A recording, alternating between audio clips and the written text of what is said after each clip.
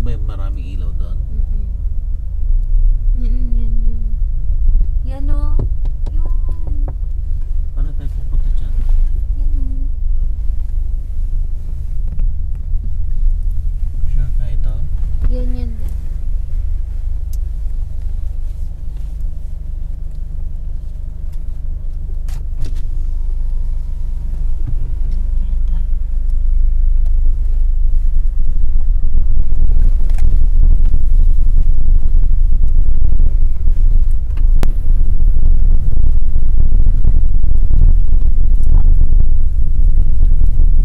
Laki na.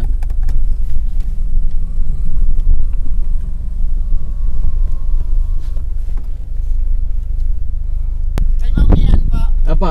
Diretso na lang po. Eh di pa? Apa. Yung sasakyan? Diretso na po. Ah, pwede rin. Apa. Okay, salamat. Wow, dragon fruit pala. Tapos lalagyan niya nilang mga ano. Kaya pala maraming ilaw. Itong ilaw nila. Oo, para ano, bumula.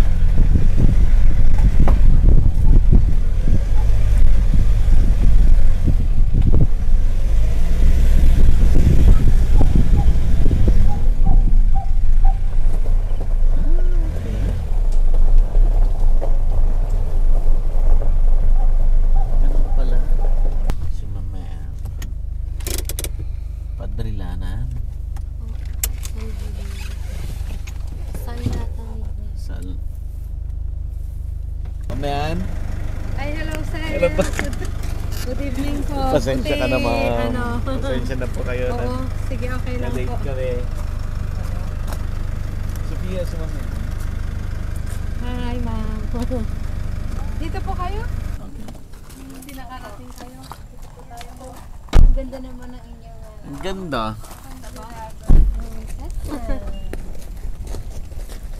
Gano'n kalaki yan?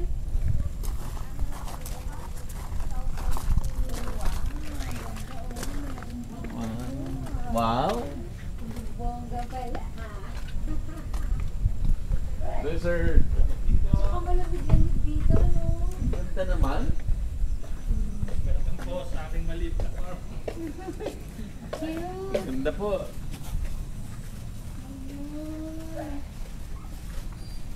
Cool pa. Siya naman. Sir. Alala ko na kayo. Nagmukhang park, ano? Ganda Opo. naman.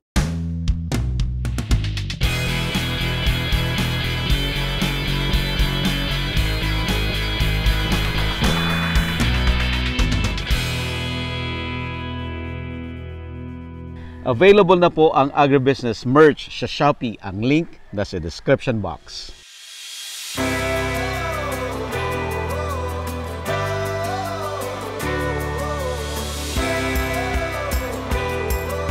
Ito na naman tayo kasi Yeah. may bago tayong tour ulit Mhm. ngayong May. Ah. Actually, hindi siya bago. Second time na natin itong gagawin kasi ginawa na natin ito Ah. last year. Ito, Parang rerun. Rerun natin Okay. to kasi mataas yung demand niya. Mm. Marami pong gustong maka-experience ulit. Ito po yung Thai Fruit Orchard. Tour. Yeah. So, gagawin po ito sa Chanthaburi, Thailand. Yes, Ang tinatawag na fruit basket ng Thailand. Sa May 7 to 10. Sobrang nag-enjoy ako doon sa mga eat all you can na, Yes. na prutas. Opo. Marami pong reasons para bumalik sa Chanthaburi. Unang-una na po yung fruit buffet. Na bawat farm po na pupuntahan natin ay nag-o-offer ng fruit buffet. So, only sawa fruits. tayo sa Yeah. fruits na kasama ang Durian. mangustin, lansones, rambutan, longgan, Mm. at salak. Hindi pa sa atin Snake popular fruit. yung Magaganda yung mga places na Opo. like yung favorite Durian yung Land. Durian Land. Grabe yun. Super. Super. Ito na yung pinakamagandang lugar na napuntahan ko. Opo. No? Yung magnitude ng laki ng farm, how organized, yung irrigation, gumawa sila ng mga dam nila, may sarili silang restaurant on top of the mountain. Sobrang ganda talaga. Yung large-scale durian farming, parang yun yung trend yung talagang malakihan. Malakihan Dahil talaga. Napakalaki po ng demand Yeah. ng China for durian. So, kahit po sa Malaysia, kahit sa Vietnam, ito po ang trend talagang malakihan na plantation ng durian. So, makikita po din natin yun, makakapag-benchmark tayo. Yun po yung very important sa Yeah. tour na to. Kasi may premium pagka-organic ka talaga. Ibang presyo talaga. Multiply siya 5 times or even higher pagka-organic siya. So, it's something to look into para dun sa mga farmers natin dito sa Philippines. Kasama na po dyan yung beekeeping. Yeah. Kasi para maging organic siya. So, kumusta ma'am? Ano yung update doon sa export? Kaya ba ng Pilipinas pasukin ng export? Doon nag-start na tayo, but masyado pa rin maliit, no? Kulang, parang more than 80% pa yung kakulangan natin sa supply. Dun sa binibigay sa ating opportunity ng China. Ano yung best varieties ngayon na kailangang itanim? Ano yung inihingi ng market? Opo. Gagawin po natin ulit, sir, yung favorite mo na lahat ng variety. Titikman natin. And then sabi niya, 20 varieties. 20 varieties. Hindi na muna natin sasabihin alin yung pinakamasarap. Para hulaan nila. Hulaan na lang. Alin yung pinakamahal. Pwede niyo po kaming i-message sa Facebook page namin, Inspired Learning Tours. Yun po ang pinakamabilis na paraan para makontak po kami. Sana po kontakin niyo na po kami agad kasi konti na lang po Konti yung na lang din slots. yung slots. Paubos na rin po siya para makasama pa po kayo dito sa susunod nating tour. Sana po makasama kayo habang may available slots pa. Kontakin niyo na po kami.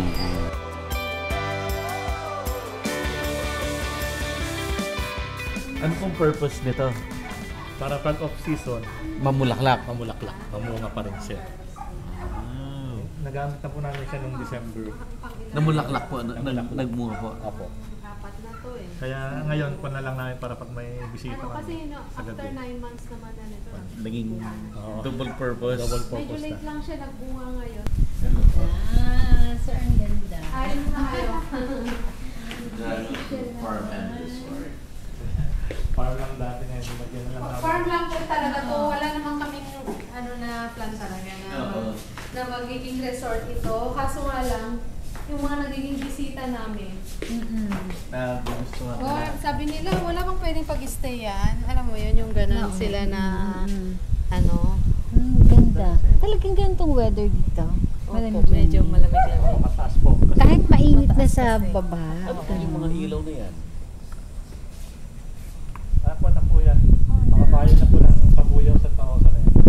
Kasi overlooking din po Matagal dito na yung to. Yung 2020 lang Yung Laguna, di ba yun? pandemic. Yung sa Laguna, di ba yun? Sa bukas po ng Kumbaga, bata. lang, isip lang namin. Yung nakikita yung dagat. Pandemic, Dagat walang po. magawa. Kita po siya. Kasi bawal lumabas. Hindi magastos sir sa kuryente to? Nagtatanim. Magastos naman po, pero kasi mahal din naman ang dragon fruit sa Off-season. na kukuha naman. May Offset pumapasok siya. pang konti. Alam mo ba nung tinanggal yung mga dragon, parang ayoko pang makita na Saka tanggalin. Kasi nag-offer din kami ng picking kaya sa gabi. Kuha kami ng pagka nagmunga na, pick and pay sa gabi kaya Oh, double. galing. Sa gabi po kasi siya lang namumulaklak kaya. may other income siya kapag off-season. Ilang hektarya po to? Mahigit kalahati lang po. 6,000 square meter. Itong dragon fruit. Siguro mga 5,000 na pwede. 4 to 5,000 square meter na lang. Kaya sana Ang ganda. kasi may mga nakabook din kami. Kailang unang ganito? Kailang nakailaw? Meron po sa ibang lugar, meron din po. Pero dito sa kami lang nagpapailaw sa doon sa Cavite dyan. Marami kasi dragon fruit park. Mga grow lights po siya. Grow lights po talaga to sir. Apo, grow lights po talaga siya. Galing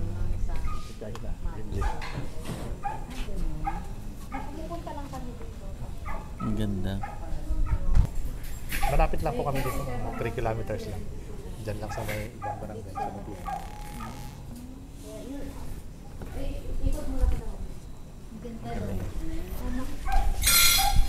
Ay, Sophia, ano?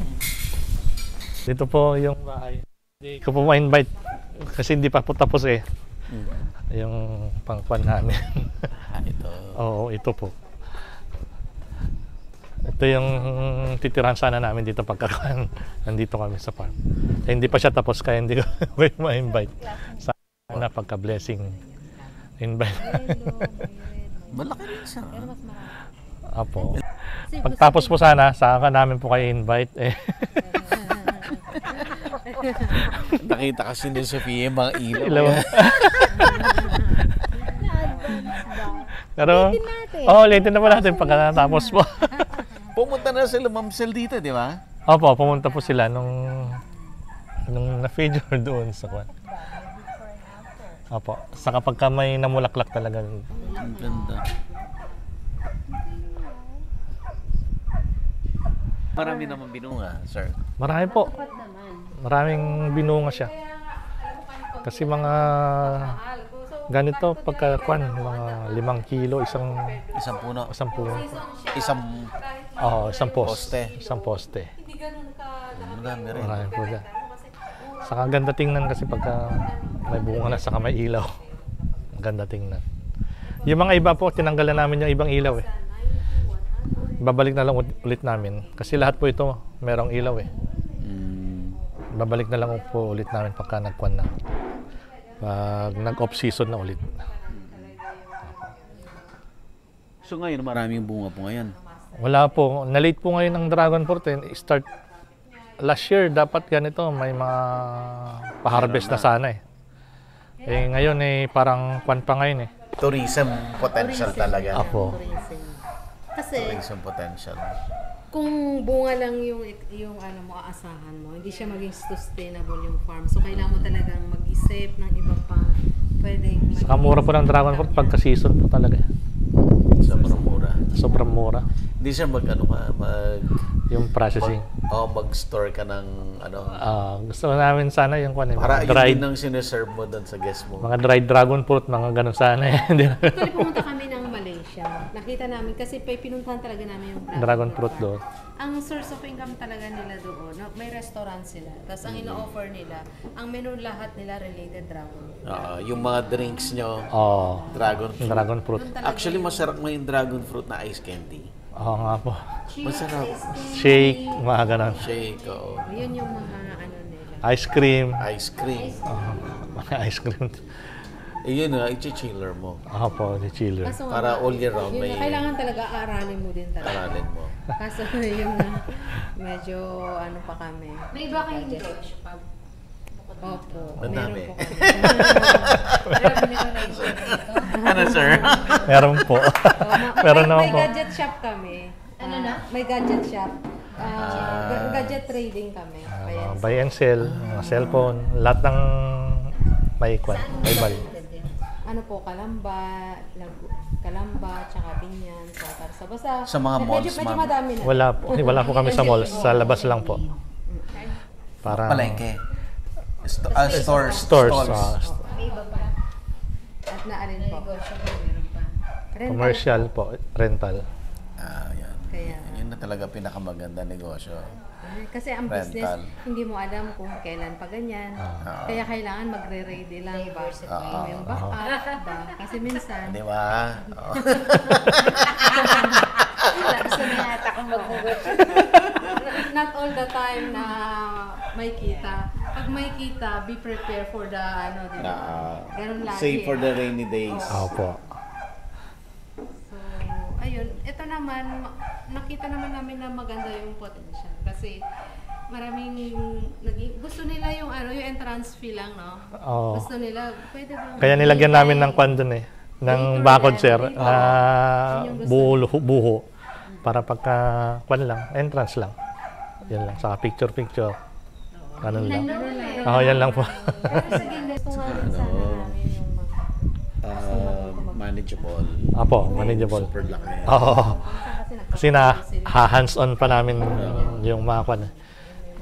Kasi maraming sakit din po ito. Dragon fruit eh. Fungus. Ayun po.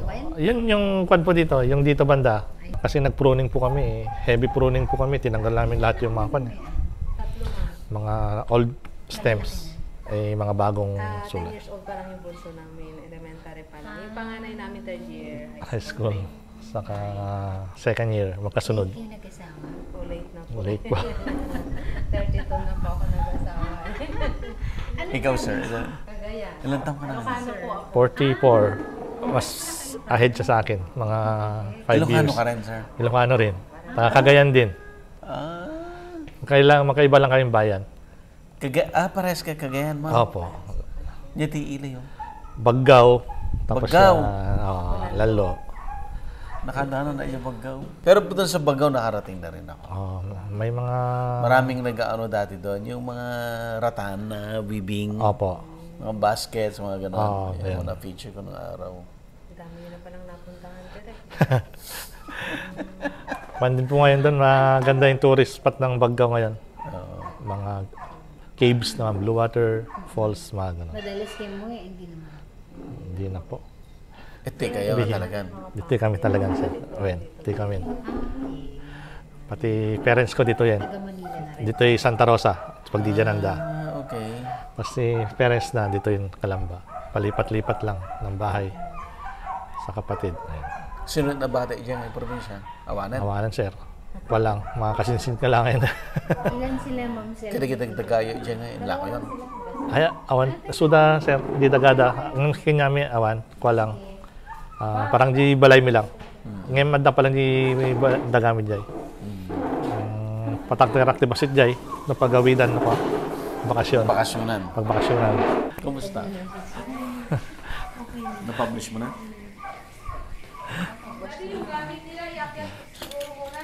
Mamaya na pagkatapos kumain. Ako nga naman, dahil magkakasama lang tayo sa Vietnam. Nag-enjoy kayo? Opo. Oo. Ganyan. Bitin. Oo, maigsi kasi. At kayo somewhere ng doon lang. Oh. Na rin kayo after. Opo, umuwi na rin. Sabay-sabay ba tayo umuwi? Opo. Opo, Oo nga pala, sabay-sabay. pala tayo sabay-sabay. Sila kwan lang po naiwan. Sila, Malamig dito. sila ma'am, yung taga Santa Rosa. Sila Sir Guevara. Sila nakahuli. Kasi may pinuntahan pa raw silang still Ay, Gibara. no. Sinowi. Yung may events place. Sila na yun. Yung may events place po dyan sa Apa. Silang. Malapit lang din dito yun. Silang, malapit lang po. Dyan lang po. Sa may Santa Rosa, tas Silang na. Barbecue. Tapos pag nagbabaon yung mga nagpupunta rito, mga nag-stay, no? Opo. Mga nagluluto din po sila. Free. Pwede dito magluto. Free na po. Free na yung luto dito. Kasi ganun ginagawa ng mga, parang talagang yung magkalyang, magre-resort, gano'n. Yung orange giant na binili namin sa Bulinaw. Ganun, no? Sagana naman po siya sa kwan. Mga organic pa nga nilalagay namin kasi meron kami dati dito na wala tayong bahay. Pinagkuhan ng mga sunugan ng mga kwan, lupa. Yung talaga yung pinako namin. Tapos artificial. Wala, ayaw. Ang tagal. Samantala yung katabi po niya ang bilis Pero yung yellow po namin dito na namin binili sa Tanawa. Meron din Mas ang okay yung yellow. Mas magaling yung red. Pink. Medyo maas ng yellow. Yun po, medyo maasin. Meron din kami yung pink daddy nyo ba yun? 1,000 pink. Marami din kami yung mga Physical graffiti. variety na. Dun sa Kaso military. nga lang hindi siya yung hindi nga siya yung madamihan na bumunga kagaya ng sa gilid, sang hilerang tinanggal. Tama lang para may kalsada sa gilid. Renay po namin ito, trellis po dati ito Tapos nagkakasakit po siya I see. Kasi pagka talagang Ano yun? Parang bata pa yun. parang mas maganda ito yung 3 meters by 3 meters kesa Ano ba to? 2.5 by 2.5 po ito. Mas marami dito. Mas marami.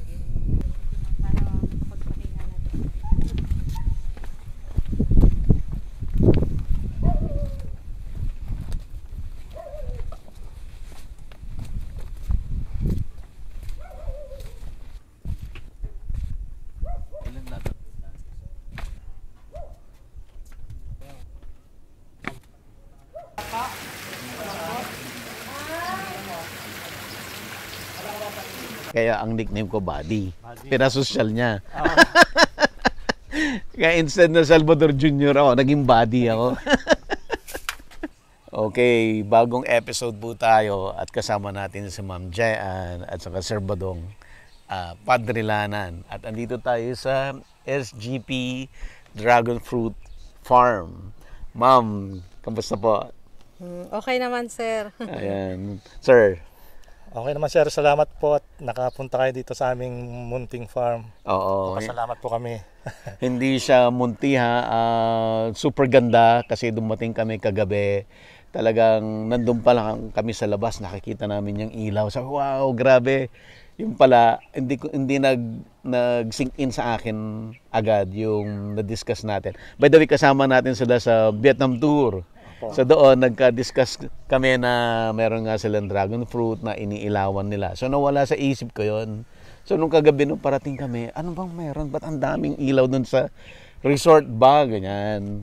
So super ganda kagabi. Ang ganda-ganda nung itsura. Naging hindi lang basta farm, naging resort ang dating niya. Paano niyo po na nag-come up sa ganitong idea? Ano sir, actually itong farm na to nag-start lang din ito nung pandemic. Kasi 'di ba nung 2020 yan na yung lockdown, hindi na pwedeng lumabas. So naisip namin instead of mag-stay sa bahay, why not try natin naman sa farming. Although hindi po kami ganun sa idea kaalam sa idea ng farming, pero yun nga nag-research kasi kami nang nakita namin na itong dragon fruit is maganda din palang alagaan.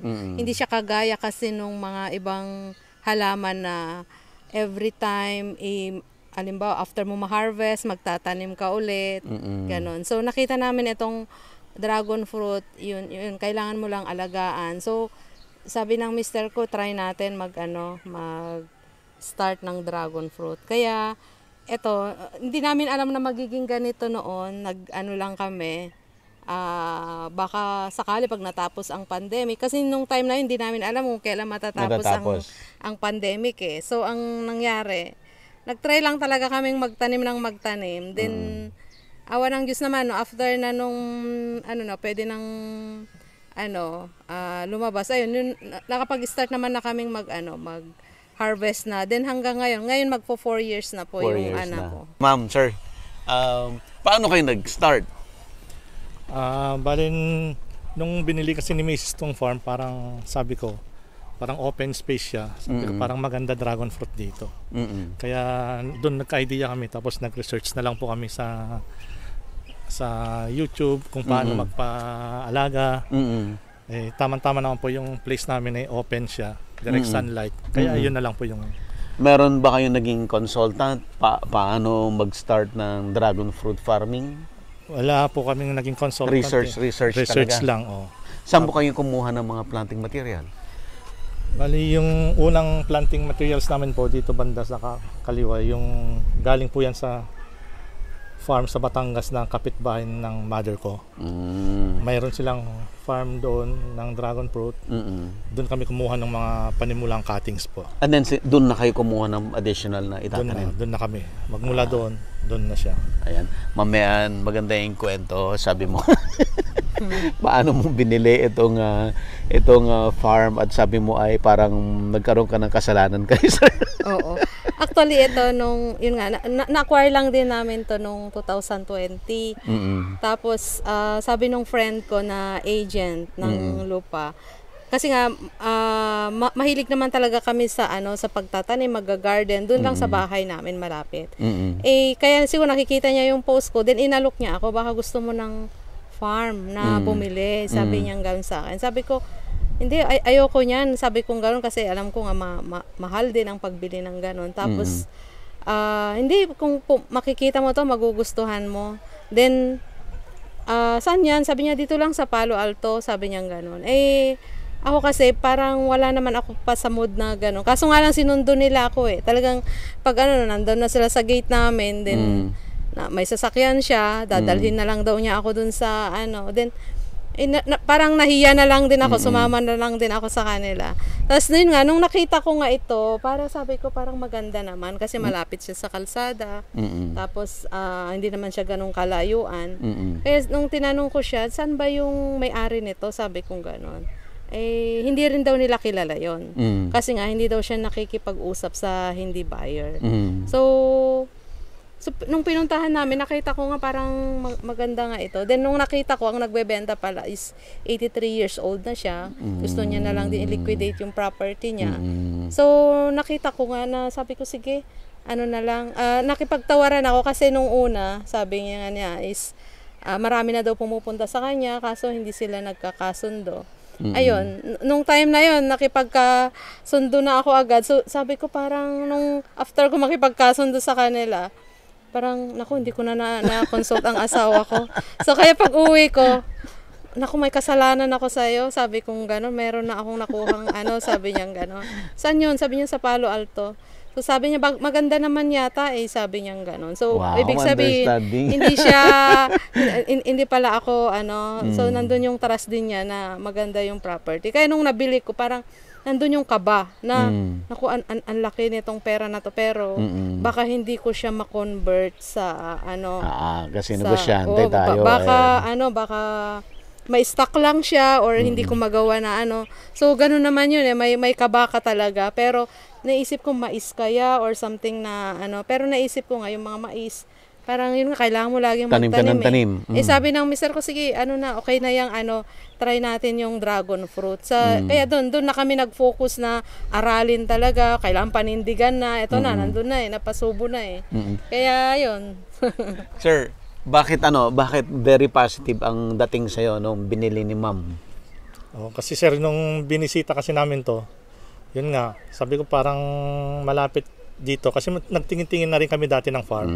Ang tinitingnan namin banday San Pablo, sabi nga parang malayo. Hindi pwedeng punta ka ng umaga tapos uwi ka ng hapon. Nung nakita niya to, malapit lang sa bahay namin, mga 5 to 10 minutes lang. Malapit. Opo, kaya pagka bumisita dito, makaka-uwi ka rin kaagad tapos makakapunta ka pa sa other trabaho. Kaya tapos open pa siya, maganda yung location, parang overlooking pa siya ng Laguna de Bay, mataas yung elevation, malamig. Kaya sabi ko, ganda ng, sabi ko okay na, tamnan na lang natin ng sabi ko, dragon fruit, kasi nagre-research na rin ako yung itatanim sana yung makikita namin, talagang dragon fruit na yun. Ang Palo Alto ay andito po yan sa Calamba, na malapit doon sa paakyat ng Tagaytay. Yan. Kaya kagabi nung pagdating namin malamig. Kasi nung tanghali super init, tapos biglang nung gabi malamig pala dito. Malamig po. Mahangin po dito. Tapos overlooking na rin yung Laguna de Bay doon banda sa kanila. So di nakagulat na dito sa Calamba meron pang mga natitira na mga lupa na for farm purposes pa. But siguro eventually ito magiging commercial na rin lahat to. Yun na nga Mga commercial yung nakapalibot na sa amin, mga commercial na po. Saka subdivision. Subdivisions. Yun yung mga... Ma'am, kumusta naman ang etong venture nyo ngayon? So from simple dragon fruit farm into a resort. Meron ng swimming pool, meron ng accommodation. Ano po ang expectation niyo dito? Ayun sir. Actually nung bago pa lang siya magbunga, tuwang-tuwa na kami noon kasi napabunga na namin siya, naibebenta namin. Ang daming pumupunta, magpi-pick and pay, mga trader, napunta na rin. So talagang kumikita naman na siya. So kahit papaano yung expenses namin sa farm, sa mga caretaker at saka yung kasi syempre kailangan mo may magme-maintain na mga staff. So nakukuha naman na yung expenses. Pero napag-isip namin, what if yun nga yung may time kasi na sobrang yung pag nag-uulan tsaka yung off season siya. So hindi mo rin talaga magagaranti na magiging yung tuloy-tuloy talaga yung income niya. So nag-isip kami, ano pa ba yung pwedeng source of income na pwedeng pagkakitaan dito sa farm na in support dun sa magiging bunga niya. So nakita nga namin, tapos yung mga nagiging visitors kasi namin na natutuwa sila, tapos nagtatanong sila, wala bang pwedeng pag-stayan dito? Yung ganon. Tapos yung iba naman, pwedeng, yung parang mamasyal lang sila, then gusto namin mag-entrance lang kami, ganon.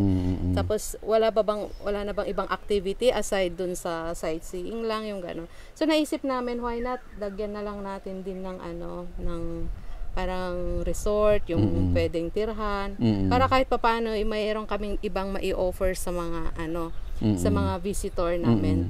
So kaya naisip namin, kinonvert na rin siya sa agrotourism, para at least kahit papaano yung mga bisita namin is matuwa din. Kasi gusto namin masaya sila.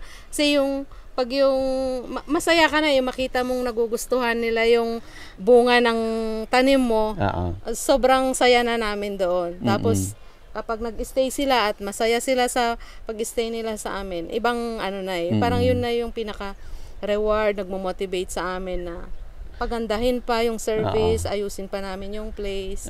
So yun yung nagmo-motivate sa amin. So far ngayon, itong resort, nakakatulong na siya na magbigay ng source of income sa amin para may magamit pa kami para ma-improve lalo nitong namin. Okay, na-mention ni Ma'am may mga dumarating na pick and pay, may dumarating na trader, ganyan. Ano ang mas gusto nyong market? Yun ang mas gusto namin, sir, yung mga pick and pay. Pick and pay. Pick and pay, opo. Kasi retail, medyo magbibigay ka ng magandang presyo. Kasi yung mga traders, sila nagdi-dictate ng presyo minsan. Kaya mas gusto namin yung pick and pay. Tapos yung dito, may mga other activities din maliban sa picking. May ATV, tapos mayroong basketball court, para hindi naman na yun lang yung service namin. Ganun. Ito pong farm nila Mamean sa ni Sir Badong it reminds me yung setup ng mga Taiwan farms na hindi kailangan massive. Kailangan, di baling hindi masyadong malaki, basta productive. Yan yung principle nila. And true enough, no, yung ginagawa ninyo na kahit off-season, nagpapailaw kayo para may bunga ng off-season. Ma'am, anong advantage ng off-season magpabunga, ha? Yun. Ang advantage nun, sir, kasi mataas yung presyo, wala kang problema sa customer kapag nagpabunga ka ng off-season. So, itong binili namin na grow lights, kasi based kasi sa research namin, sa ibang bansa kasi, usually ang produkto nila continuous yan kahit wala silang off-season, basta continuous yung mga bunga. So, napaplan talaga nila yung product nila. Dito kasi sa atin sa Pilipinas, mag-antay ka lang kung kailan magbunga Sa kanila, napaplan talaga nila yun because of the grow light. So, naisip ko, why not itry naman natin yung ganon, baka sakali. So, kaya ang ginawa ko, nag-research ako sa sa ibang bansa, ano ba yung practice nila doon, ano bang ginagawa nila. So, nakita nga namin itong grow lights na pwede niya palang pabungain during off-season. So, bumili ako ng grow lights nila sa ibang bansa. Then, trinay namin.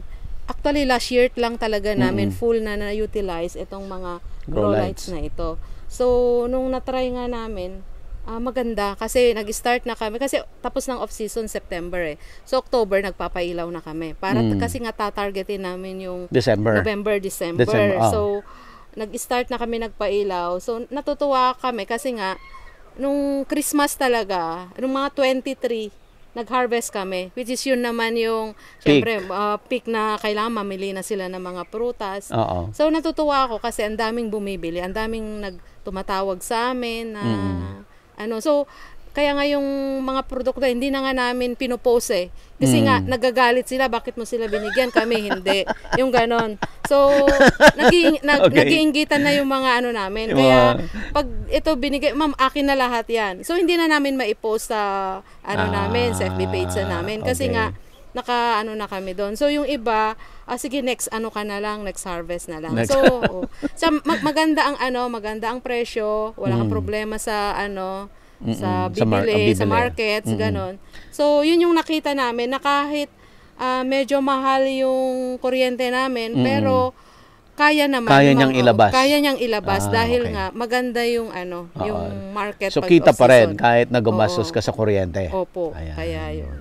gaano ba kaliit ang presyo pag yung peak season? Magkano na lang ba ang dragon fruit during peak season? Peak season, sir, pagka yung mga large, ganun, mga 60-70 pesos na lang ang mga farm gate. 60-70? Oo. Tapos yung mga small, nasa 50-40. Ganun lang siya. Okay. Ayun bang presyong ganun, talo ka? Yung 50-60? Opo. Talo na yan? Balik po lang. Balik puhunan lang yan. Actually yan naman yung ano, kasi pag yung talagang sobrang dami, yung mga kasi umabot kami ng ano nagkaroon kami ng harvest na 1,000 kilos. So yung 1,000 kilos kailangan mong maibenta. Yung mga kasama naman namin nagda-dragon fruit, ang dami din nila. So kailangan talagang ano, para lang maibenta mo, ibigay mo na talaga ng mura. Pero may time din naman na hindi ganong kalaki yung harvest namin. Yun na ibibigay namin ng mas mataas kasi nga syempre hindi kasi pag meron kang kasabay na nag-harvest, yun yung delikado kasi marami talaga. So, minsan nagtatanungan kami kailan kaya ang harvest nila. Hindi tayo sasabay sa sumabay. yung ganon. Usually, pag season naman, mga 100 per kilo. Per kilo, yung mga large. 100, 120, ganon. Maganda. Pero kapag yung sobrang dami na talaga, yun, kailangan na namin ng trader talaga. Yun na yung, sige, kung last magkano resort na na lang. yan. Last Magkano resort na na. lang. Yun yung sabi niya na 60 na lang, ganyan. 70, 80. Pero yun, madamihan na talaga yun. Lahat kukuhanin na nila yan. Sila Walang na yung pili-pili na. Wala nang pili-pili. Ano na yan? Pakyaw na yan. Pakyaw na yun. So, siguro, maganda na may study na kailan magbibigay sa trader, kailan ka wag magbibigay sa trader. Baka magalit yung trader. Saka dapat merong mga post-harvest equipment. Para kahit hindi mo ibigay doon, may paggagamitan. May mga byproducts na. Byproducts. Which is, tamang-tama sa inyong accommodation, sa inyong resort na kagaya ng discussion natin kagabi, baka pwedeng magbigay kayo ng welcome drinks doon sa guest. Tapos mga dried dragon fruit, mga ganun para equipment sana. Or jam. Probably, na pwede na lang iuwi pag natapos yung swimming. Ganun. Available na po ang Agribusiness merch sa Shopee. Ang link nasa description box. Agribusiness, how it works. Instruct, inspire, succeed.